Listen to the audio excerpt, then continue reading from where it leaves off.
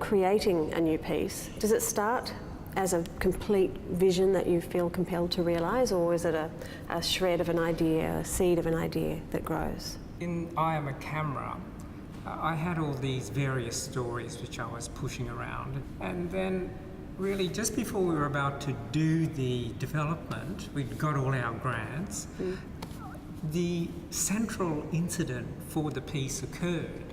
And that was, I went with a busload of 60 Chinese to the Lambing Flat Festival in Young, and it brought up the history of the Chinese in Australia, where they were driven off the goldfields in 1861. And that, I knew that that was the central story for the piece. And once I had that central story, then the rest of the piece fell into shape.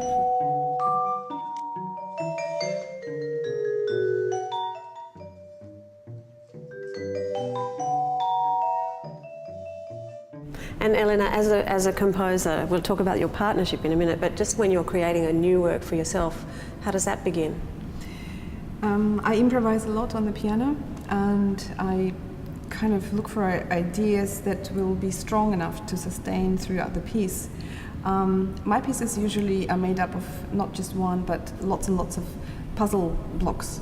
Ideas that I kind of collected over a few days of improvisation, and then they grow into something where they belong together, and some little blocks may become something for another piece and not necessarily the piece I'm writing right now. I also reflect upon the piece I've just written, and I either go against that or completely actually starting from the ending of the previous piece and seeing where that goes. Sometimes I even do things like just grab a little motif out of the middle of a piece, of previous piece or some other piece of mine, and then see what I can build upon that. So I kind of, it's like a game. It's a little bit like a child in me comes out and I just do whatever I like. Do you ever start in one place and end up somewhere completely different? Sometimes I tell myself, what if I just use one note and see how far I can go with it, just that one note.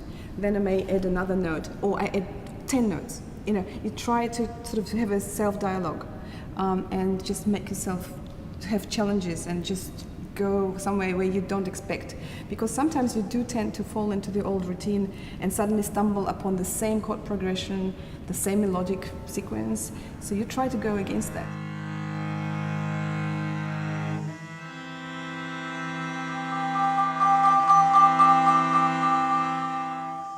So as artists whose work is very familiar to audiences in Australia and whose very established artists, how important is it for you to push out of your comfort zone? My form is fairly set, but I do change it a bit, and I can see over the evolution of 20 years of them that they have changed, even significantly.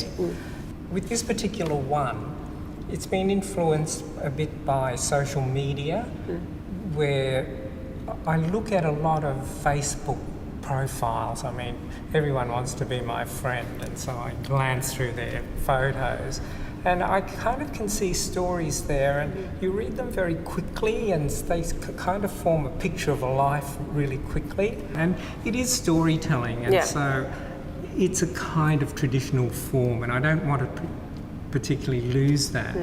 Elena? I love collaboration in the first place. I love responding to images, and his images are just so perfect, because the images are so, and the story is so evocative and so real, and sometimes very sad, and sometimes tragic, and sometimes funny, and they are always so personal. And I actually, all my pieces are usually about people as well. You know, I love this human touch, so that kind of speaks to me. Is the work ever finished? They never, because my format is fairly loose, at least in the performance piece it's loose.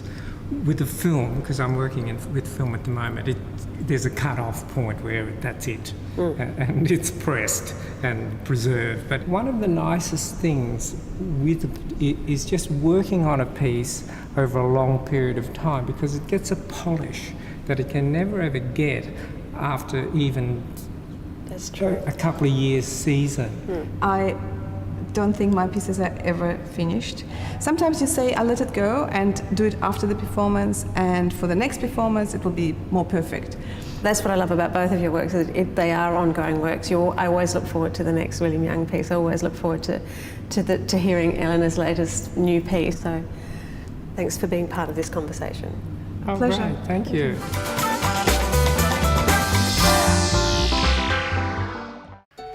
What is it about this vast land that breeds such innovation? Innovation in the arts. Innovation in the home.